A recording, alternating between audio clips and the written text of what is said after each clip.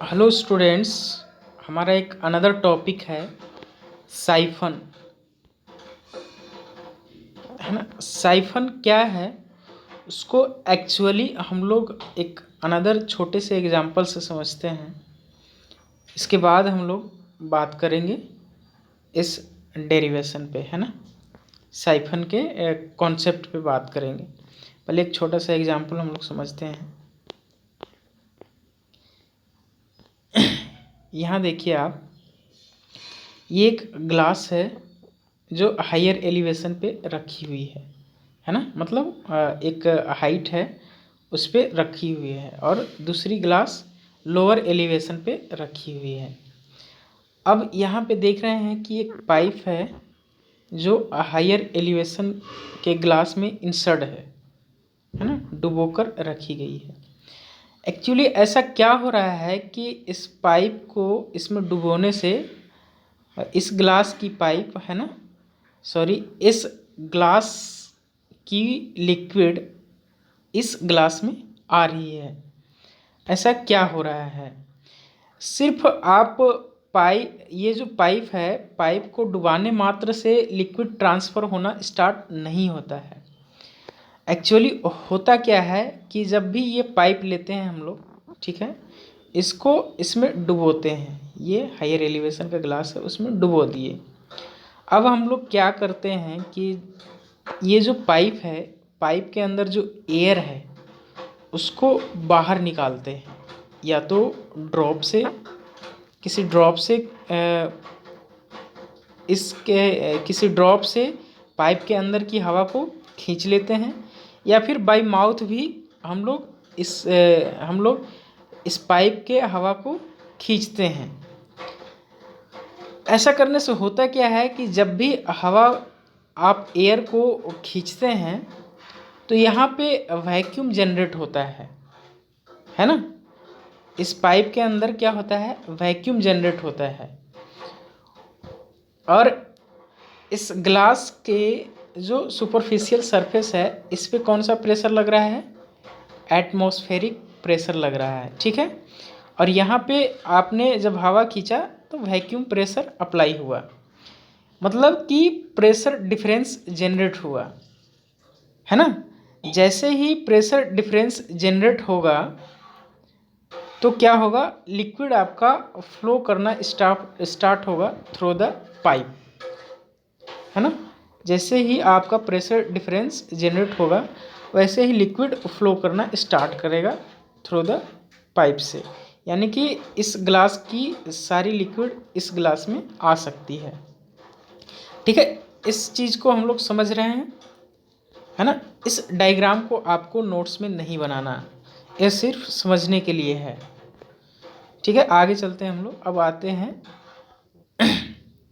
आपका जो टॉपिक है सिलेबस में, उस पे।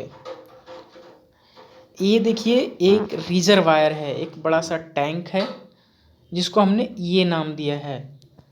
ये हायर एलिवेशन पे है, मतलब ऊंची जगह पे प्लेस है, ठीक है। और ये जो रिजर्वायर है जिसको बी नाम दिए हैं, वो एक लोअर एलिवेशन पे है। अब इसमें क्या करते हैं कि हम लोग एक लंबी सी पाइप, ठीक है, लंबी सी पाइप को कनेक्ट करते हैं। ये देख रहे हैं, ये आपका पाइप है, उसी को हम लोग साइफन बोलते हैं, ठीक है। एक लंबी सी बेंड पाइप होती है, उसी को हम लोग साइफन बोलते हैं। इसका जो अपेक्स पॉइंट है ना, उसको हम लोग क्या बोलते हैं, समिट बोलते हैं। एक्चुअली होता क्या है कि जो ये यहाँ पे देख रहे हैं, ये टैंक ए का, है ना, रिजर्वायर ए का सुपरफिशियल सरफेस पे प्रेशर क्या है, पी एटमॉस्फेरिक। पी एटमॉस्फेरिक का वैल्यू क्या होता है, 10.3 मीटर ऑफ वाटर। अब इस साइफन के अंदर प्रेशर डिफरेंस जनरेट करना पड़ेगा, तो क्या करना पड़ेगा, इस साइफन के अंदर प्रेशर को कम करना पड़ेगा। यहाँ पे सबमिट पे एक इक्विपमेंट लगा रहता है जो प्रेशर को कम कर सके, है ना, यानी कि एयर को खींच सके, वैक्यूम को जनरेट कर सके। तो प्रैक्टिकली ये देखा गया है कि प्रेशर एट सी पे प्रेशर कितना होता है, 2.3 मीटर ऑफ वाटर, है ना। प्रैक्टिकली ये क्या देखा गया है कि 2.3 मीटर ऑफ वाटर प्रेशर होता है सबमिट पे। मतलब यहाँ पे देखिए कि एटमॉस्फेरिक प्रेशर कितना था आपका 10.3 और सबमिट पे कितना था 2.7 मीटर ऑफ वाटर। तो रिड्यूस कितना हो गया, यानी कि 7.6 मीटर ऑफ वाटर प्रेशर को कम कर दिया जाता है सबमिट पे। यानी कि इतना प्रेशर था, इतना प्रेशर घटा दिया जाता है। सबमिट पे प्रेशर कितना अवेलेबल होता है, 2.7 मीटर ऑफ वाटर। जैसे ही प्रेशर डिफरेंस जनरेट होता है तो इस रिजर्वायर की लिक्विड राइज होती है प्रेशर डिफरेंस के कारण और ट्रांसफ़र होने लगती है रिजर्वायर बी में, है ना। तो ट्रांसफ़र होने लगती है रिजर्वायर बी में। एक चीज़ और है, एक पॉइंट और है आपका कि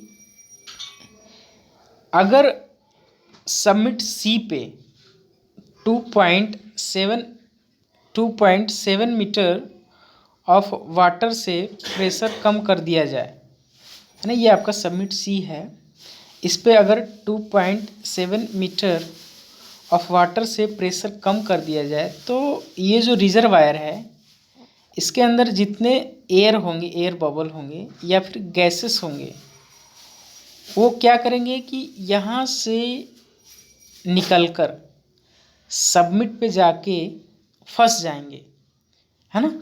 और ये क्या करेंगे कि इस पाइप को क्लोज्ड कर देंगे, है ना, ऑब्स्ट्रक्ट कर देंगे, यानी कि फ्लो को रोक देंगे। तो इसलिए 2.7 मीटर ऑफ वाटर से भी प्रेशर सबमिट पे कम नहीं होना चाहिए। आगे हम लोग देखते हैं आगे क्या है। जैसे यहाँ पे देखिए साइफन आपका क्या है, siphon a long bend pipe, एक लंबी सी बेंड पाइप है जब जो it is use to transfer liquid, जो लिक्विड को ट्रांसफ़र करने में काम आता है। फ्रॉम अ रिजर्वायर, एक रिजर्वायर है जो हायर एलिवेशन पे है, अनदर रिजर्वायर बी जो लोअर एलिवेशन पे है। Both reservoir are separated by hill or high level ground, है ना। दोनों रिजर्वायर के बीच में या तो हाई लेवल का ग्राउंड होगा या तो हिल होगा, है ना, ठीक है। Highest point of siphon is called submit, ठीक है। आगे चलते हैं हम लोग। यहाँ पे देखिए यहाँ पे बोल रहा है कि जो प्रेशर एट सी होता है 10.3 मीटर ऑफ वाटर से रिड्यूस्ड होके 7.6 मीटर ऑफ वाटर तक रिड्यूस होता है। तो इसका मतलब है कि प्रेशर एट सी कितना हो जाता है आपका 2.7 मीटर ऑफ वाटर। और एक पॉइंट क्या था कि अगर 2.7 मीटर ऑफ वाटर से लेस देन प्रेशर होता है सी पे तो उसमें जितने डिजॉल्व गैसेज और एयर हैं वो कहाँ चले जाएंगे, come out at submit, submit पे जाके चैनल को क्या करेंगे, ऑब्स्ट्रक्ट कर देंगे, सॉरी चैनल पाइप को ऑब्स्ट्रक्ट कर देंगे और फ्लो आपका रुक सकता है, ठीक है। अब देखते हैं हम लोग यूज ऑफ साइफन। साइफन का यूज क्या है। ये क्या करता है कि कैरी करता है वाटर को वन रिजर्वायर से अनदर रिजर्वायर के बीच में, जो both reservoir are separated by hill. जब दोनों सेपरेटेड होते हैं हिल से तो वहाँ से वाटर को ट्रांसफ़र करने में यूज होता है। सेकेंड क्या है आपका कि take out liquid from tank without any outlet. Outlet कहने का मतलब क्या है कि जैसे ये आपका रिजर्वायर है ना, ये आपका रिजर्वायर है, तो इसमें अगर आउटलेट लगा होता तो वहाँ से भी वाटर को निकाल के ट्रांसफ़र किया जा सकता था, लेकिन बिना आउटलेट लगाए हुए एक साइफन डाल के भी वाटर को ट्रांसफ़र किया जा सकता है। ठीक है। थर्ड है आपका use to drain out water from a channel without any एक चैनल से भी, है ना, एक चैनल अगर होगा, ओपन चैनल होगा, तो वहाँ से भी वाटर को ड्रेन आउट कर सकते हैं बिना किसी आउटलेट के, है ना, साइफन डाल के वहाँ से भी वाटर को बाहर की तरफ निकाल सकते हैं।